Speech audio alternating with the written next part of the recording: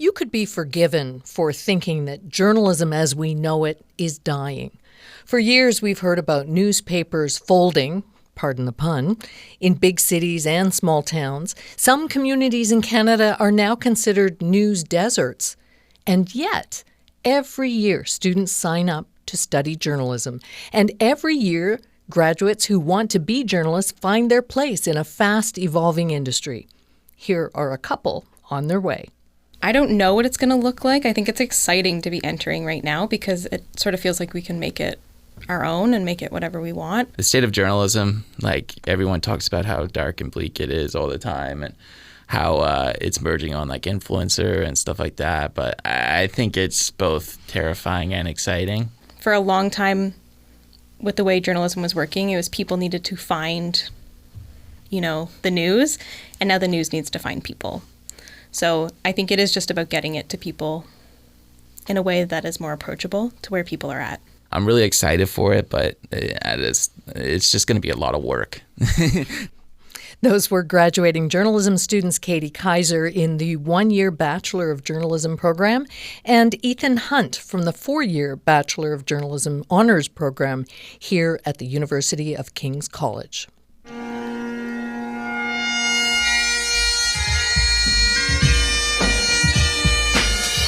Welcome back to This is King's podcast, where we explore all things King's here at the University of King's College in Halifax, Nova Scotia. I'm Pauline Dakin. I teach in the School of Journalism, Writing and Publishing. Today, as we continue this season's focus on the various programs at King's and the people who lead them, I get to interview my boss. Fred Vallance-Jones is an award-winning journalist who's taught in the School of Journalism since 2007. He's specialized in data and investigative journalism, topics about which he's co-authored 2 books. He's also one of the country's leading authorities on freedom of information. And right now, Fred is pretty busy being the director of the School of Journalism and its 3 programs. He's here to tell us more. Hi, Fred. Hello, Pauline. Thanks for having me in here. Now, you got to be watching out this interview, Yeah, right? You never know. I'll be careful. Yeah. Yeah. Like most of us who teach in this school, you came to King's already having a career under your belt in journalism. Can you tell us a little bit about that? What I did? Yeah. Well, I mean, I got started early. I was one of those keeners. So I think I was just out of first-year journalism school where I actually went and got a job at that stereotypical 5,000-watt radio station, CJSS, in Cornwall, Ontario. Doing the news. I was there for the summer, and I read newscasts, and I went out and did reporting when I could, and learned a lot.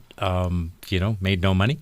Lived in not a great place, but that's where it started. And if I suppose you could even go further back, and I started at CKCU at Carleton, the campus community station there. Went on to CBC and the Hamilton Spectator. Yeah, jump a few steps there, and I worked on the Hill first, which is odd because some people work there at the end, but I started there as a freelancer, went on to CBC for a long time, all over the place, and then the Spec. So, Fred, why the transition from what was clearly a great career to teaching? Yeah, and it was a nerve-wracking switch, but I did it slowly. Back in 2002, I was working at the SPAC, and I got a call from the director of the School of Journalism at what was then Ryerson University, today TMU. Hey, we really need someone to come and teach this investigative journalism and data course. The person we had is unavailable. Do you want to come do that? So, okay, so I came and I did it. And, I kind of like this. And did that for a few years and kind of came to enjoy the teaching. And then I ran into the then director of this school, Kim Kieran's, at a conference in Winnipeg, a journalism conference. Oh, we have this job opening up, maybe. And planted a bug. There you go. And eventually ended up applying for this job. And I think it's a close race as to whether journalism was the best part of my career or the teaching. Both of them have been tremendously satisfying. I love working with young people. I love kind of helping them, achieve their goals. Yeah. But now it's been so long, it's weird, you know, the journalism career is way in the back, the rearview mirror now. I've been here almost 20 years. So you specialized, as I said, in data journalism. You were one of the pioneers of data journalism and investigative journalism. Any examples, and this is what you've been teaching, I'm wondering, what are the examples that sort of stick out in your memory of student projects where you were teaching those things? Well, there have been a few, I must say, over the years. But there was interesting ones. There was one in 2011 on where we got this data set of police calls in Halifax. And this was like every call, you know, over a long period of time. And we kind of crunched this. And ended up doing this really interesting story about sort of social problems in North Dartmouth and all of the sort of the crime that they had to deal with, certainly at that time, along with all the kind of issues of poverty and housing problems that went with it. And that one won a big award. Yeah, so that was the one that I picked up. Sort of there was a kind of a world data journalism award. It was the first time they had this global data journalism award, and it had some really interesting sort of mapping and so on that went with it. And then we did another one on fire calls in 2014. Again, big data set, this time fire calls. And that sort of focused on all of the sort of issues of response times sort of a little bit beyond the urban core.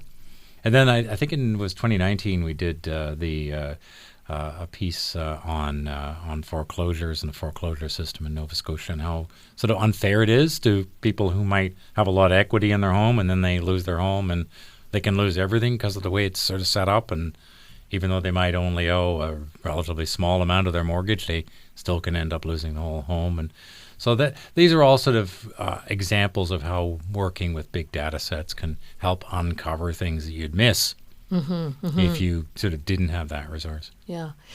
Big, heavy workload kinds of projects. But now, of course, you have a different kind of big, heavy workload. You're the director of 3 journalism programs here at King's. We have our 4 journalism programs here at King's. We have our Bachelor of Journalism Honors Program, the BJH. We have the Post-Baccalaureate BJ. We have the Master of Journalism Program. And the minor. And a minor in journalism, of course. Journalism studies, yeah. So it's effectively 4 programs. Yeah. So, you know, we live in this world where we keep hearing about how the journalism industry is struggling, fewer jobs, fewer resources for those that have survived. How are these programs doing within that world? Well, I mean, I kind of like to divide it up into 2 pieces. The first piece is the well-known industry piece. And we've seen massive technological change that took us from a time when, you know, if you wanted to distribute information to a lot of people, you had to own an expensive broadcasting tower or, you know, printing press. And that created a business model where, you know, that then became the captive place for advertising. And it all worked very well for a long time until, you know, the internet developed and blew it all up. And then certain sort of big tech companies figured out a more effective way to sell ads that you could then target people directly, you know, in terms of interests that appeal to them. And of course, that's way more.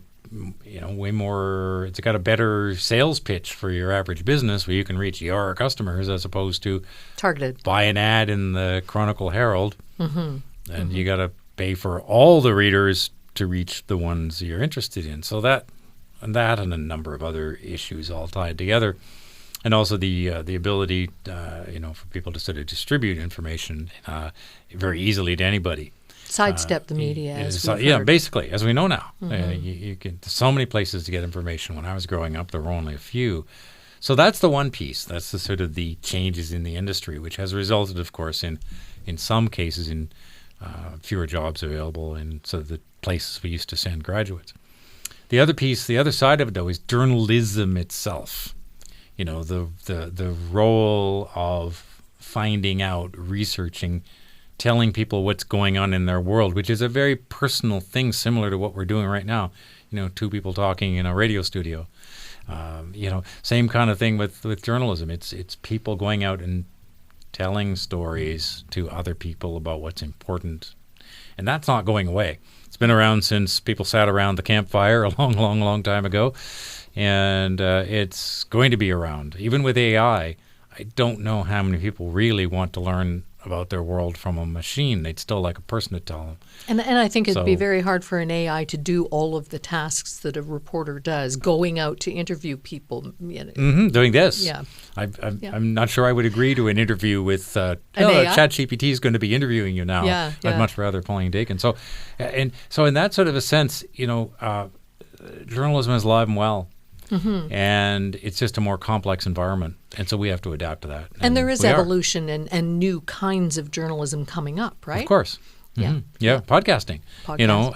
How many people, listen to, take a CBC radio show, Your World Tonight kind of thing. How many of them are listening live, on the terrestrial radio? And how many of them are listening later that night, in a podcast? I know that in the case of Ideas, the CBC radio program, they have a far, far larger audience on their podcast than they do for their terrestrial radio. Yeah, it's kind of like time shifting, isn't it? Yeah, exactly. I guess I wonder, given all of the noise about journalism and where it's going and how it's faring, what do you think is still bringing journalism students to King's in, say, 2026? Well, there's all kinds of reasons why journalism students have always come. And there's a difference between a journalism school and an engineering school or a medical school. Because if you want to be a doctor or an engineer or an architect or many, many things, I don't know whether architecture for sure fits that, but certainly dentistry, you got to have that degree somewhere. Or you're not doing it because, lives are at stake, cavities are at stake, all those sorts of things that, buildings might fall down, so these tickets are literally your ticket to, what you're going to do in your life. Journalism schools have never had that. You could drop out of school in grade 7 and go on and do journalism. People do that. Not so much anymore, though. Not as much anymore. No, I'm not advocating for that. Mm-hmm. But the point is, the journalism schools, in one sense, are giving you a credential, probably more to expand your mind, to help you become a better critical thinker, to learn more about some of the more complex areas of journalism, such as ethics and law, to become a better journalist. And it's pretty hard to get a job in journalism today without a journalism degree. All that said, people have always come for all kinds of reasons. I look back on my class when I graduated in 1984. Those people are all over the place. One of the members, my classmates there, became a lawyer and a famous political operative. The very well-known name. You're not dropping that name. But no, I'm not into that. A number of our students, of course, went on into journalism, but there's many others who ended up in communications. And one I saw the other day is working in as a freelance communicator in Australia. So, and in government and many places, and public relations and all sorts of, because you learn all these writing skills, research skills, video, audio skills, how to make a podcast. Fast analysis, yeah. Yeah, and meeting deadlines. And all of these things are they all call them transferable skills. But they're essentially really useful across a range of things. And so I always think that a journalism degree is a really great foundation for a career. Mm-hmm. And in our program, of course, say our 4-year program, you're getting an academic degree as part of that. Mm-hmm. Yeah, if you're taking the Bachelor of Journalism, the 1-year program, then that's like your fast track to a job. After another degree, yeah. And I like to think of the master's degree as kind of going way deeper with journalism. Mm-hmm. Becoming a really great journalist by learning to really dig deeply into something. And a lot of those people are already working as journalists and come here to just sort of really hone their skills. Absolutely. That's a lot of and we get people from all over the world taking the Masters of Journalism, whereas I'd say the Bachelor of Journalism is largely a domestic degree. Yeah. Different different populations. So we're talking about how the industry has changed. How is curriculum in the School of Journalism changing to sort of meet that? Yeah, so I mean, I can give you broad strokes without getting into all the details because we're not at a point where we really can talk, broadly, publicly about it. But we've been working on a curriculum redesign in the 4-year program for some time, and with a goal partly with a goal of just recognizing those realities I've already talked about. So you wouldn't think of it as like a radical reshaping so much as just meeting the world where it is, meeting our students where they are. But there's going to be a lot more detail on that to come. Sort of once all the sort of internal and external processes are have run their course. Maybe it's possible to say that there is some recognition in all of this that the specific skills of journalism school are pretty broadly applicable. As I was saying. Yeah, and can take you a lot of different places. Absolutely. Yeah, so we're just recognizing that, right? So that's part of our thinking. Yeah. Is that, wait a minute, our students have always done all these things with it. Yeah. So maybe we should celebrate wherever they go. Yeah. You are listening to This is King's podcast, and you can find us on Spotify, YouTube, Apple Podcasts. We hope you'll follow us and like us. And today our guest is Fred Vallance-Jones, the director of the School of Journalism here at King's. We talked a lot about how the world has changed, and I think a lot about how the job has changed for journalists. It's a very multimedia universe.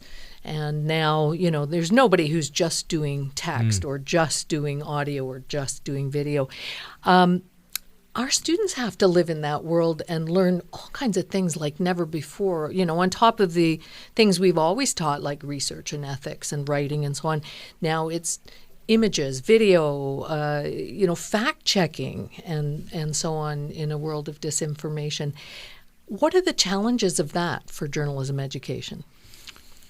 Well, I mean, it means we have to be good at a lot of things, But we don't get an extra year or so to teach it. No, absolutely. And I think that's another of the things that would be addressing in, the curriculum revamp is that sense that there is this broad range of things. I tend to fall into the camp that says you have to learn each of those media skills on their own, and then you combine them. Yeah. We tried years ago. I remember trying one course, and it wasn't that successful when we were first doing the multimedia thing, where we tried to combine.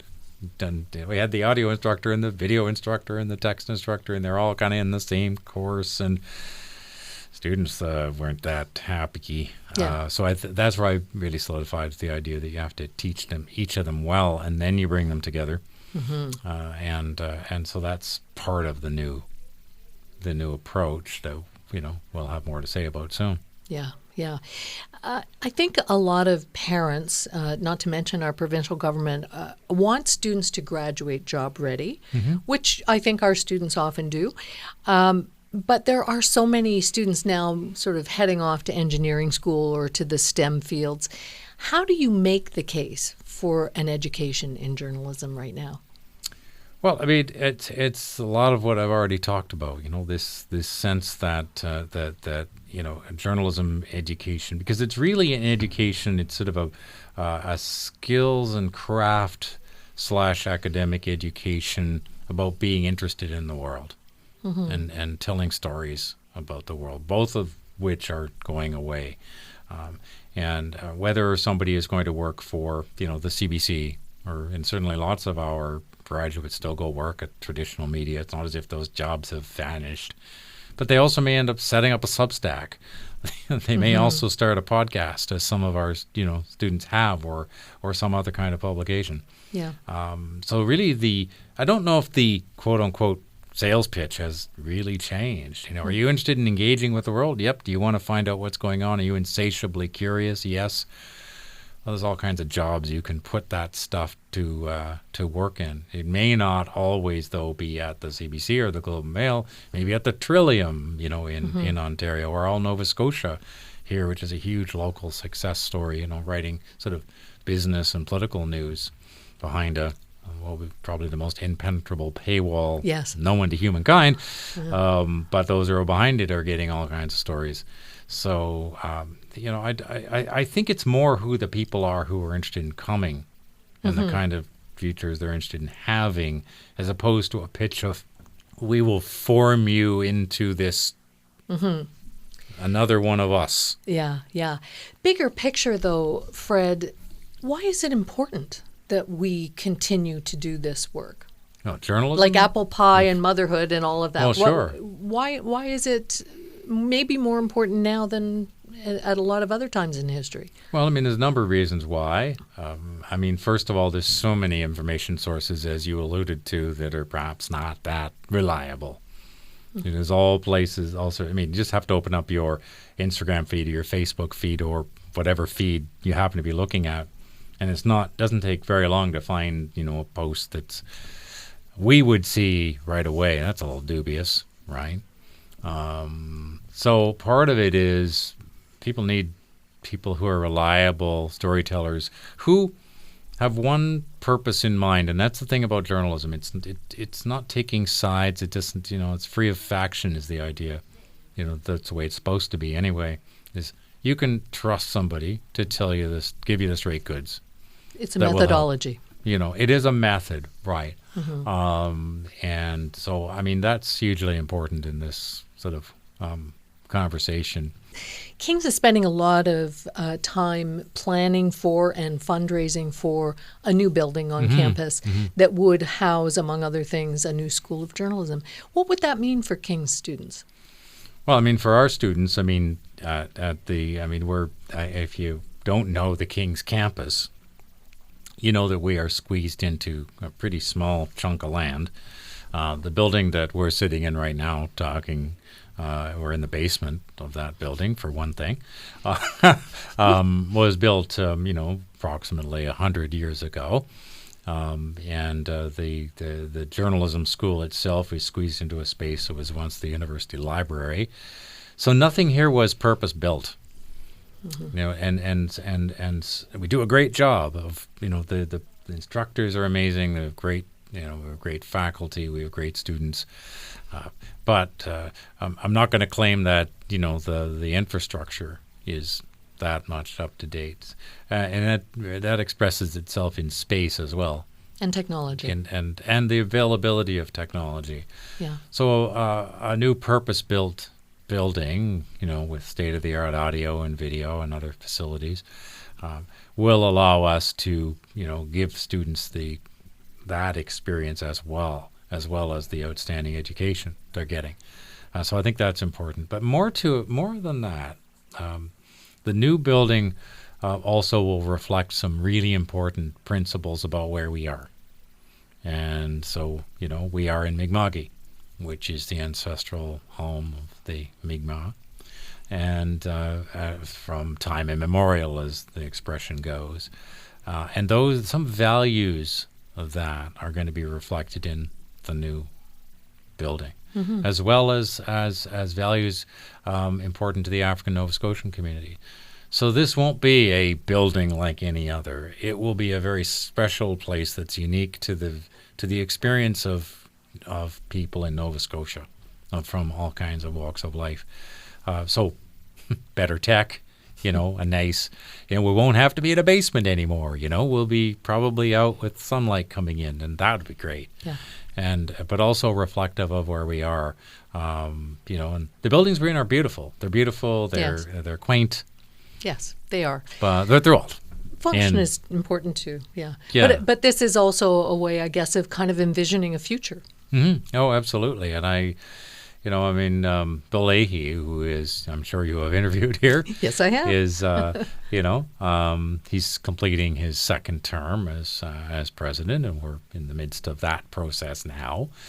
And I can only credit, Dr. Leahy for the work he has done in driving this project forward to where we are today, where we can now look at a very compelling sort of early design. So We'll have to come back, Fred, once it's all up and running and just talk a little bit about how it's all going. it's a great view, that we can see out the window. Yeah. Yeah. Fred, thank you very much for this. Yeah, you're welcome. I know you're busy. Thanks Yeah. for making the time. Always. Fred Vallance-Jones is the director of the School of Journalism here at King's. If you are a King's alum or student or just interested in campus life, follow us on your streaming platform of choice. We drop a new episode on all of the usual streaming platforms about every month during the academic year. I'm Pauline Dakin. Thanks to my co-producer and technician, Mark Pinio, and to our student assistant, Sarah Hamilton, who recorded the interviews with students on campus for this episode. And of course, thanks to you for listening.